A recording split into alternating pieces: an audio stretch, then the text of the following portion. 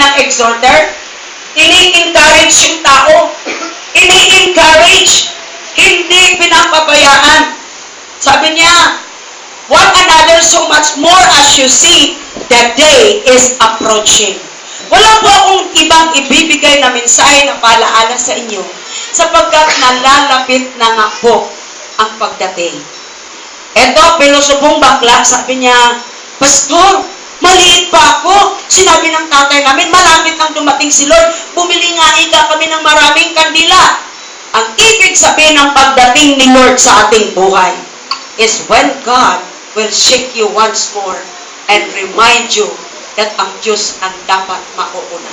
Amen! Hallelujah! Okay, let's go back now to what repentance means to you. Not just feeling guilty, or not just being sorry for your sin, or not just trying to be a good person, not becoming religious, not just knowing the truth. Okay? Patagalin ko yan para makakopyasin. Ibig sabihin, kapag ang tao ay magsisisi, wag lang ganyan. Kinagigil ako, agad nakapag-share na word, agad nakapag-pikasi, correct. Pero tingnan nyo sa prayer request nila, sa mga offering, sa mga envelopes. Ano yung mababasa ko doon? Please pray for the safety of my family. Please pray for the increase of our customers and business increase and etc. etc. Eh, mayroon kang nakakalimutan. You don't do what God wanted you to do. So repent! Amen?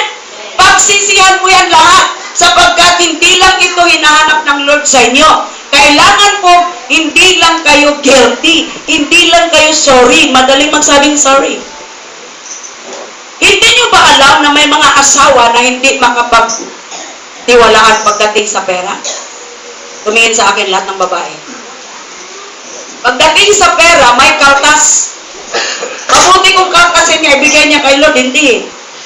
Nagsisave siya for something na, kasi hindi maputol-putol yung tradisyon.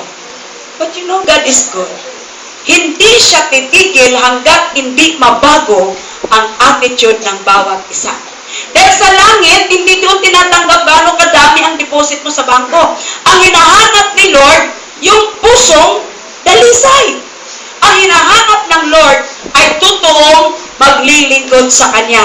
Na kapag Lord ang pag-usapan, first and foremost ang Diyos. Amen! Pag sinabing mauna si Lord, I think my family observed me there. Halakakan silang lahat. Hindi nila alam na nagmamambol ako ng prayer just in front of them.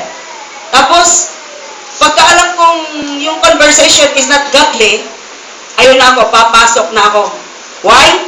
Because I want them to be always repentant, not just feeling guilty or sorry of the sin, or not just trying to be good.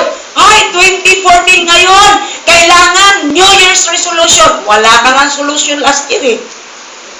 Nagre-resolution ka na wala ka namang solution last year. Hello?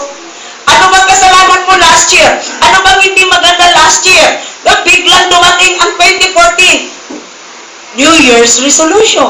Wala ka pang solusyonan mo na. Kailangan solusyonan mo na. Amen? Kailangan ayusin mo na. Kasi sabi ng Panginoon, hindi lang knowing or trying to be a good person, but not just knowing the truth, okay? Not just knowing the truth, ang sabi ng Panginoon sa atin, iayos mo.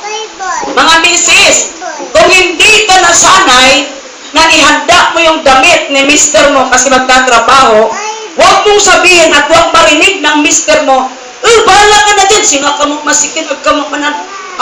Kasalanan po ito.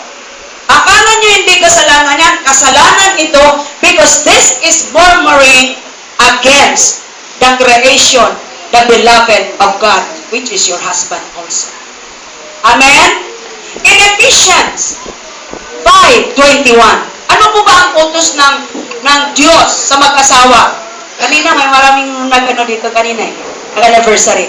Ano po ba ang utos ng Diyos sa 5:21? Submit to one another. Submitting to one another in the fear of God. Kaya pag ikaw ay sinabihan ng asawa mo, asawa,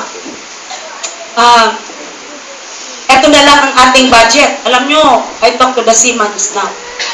Ito na lang ang budget ng mga seaman. Alam ko yon. Hello, sino yung mga seaman dito? We have two? Right. Ito na lang ang budget ng mga seaman. Pag naka 2 months na sila, naka 3 months na sila, wala, tagilig na daw sila. Pero para sa akin, hindi ako pumapayag na tagilig sila. Ako nagpipray. Hindi nyo ba alam? Your gift keeps praying for you. Di ba I am the gift to the church? Yeah. If I am your gift, my role is to guard whatever pains and suffering you will undergo.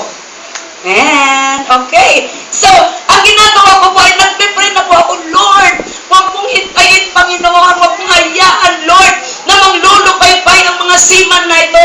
I want them to be blessed, O God, forever. Their family, they're in trouble, Lord, I rescue them in prayer. Amen?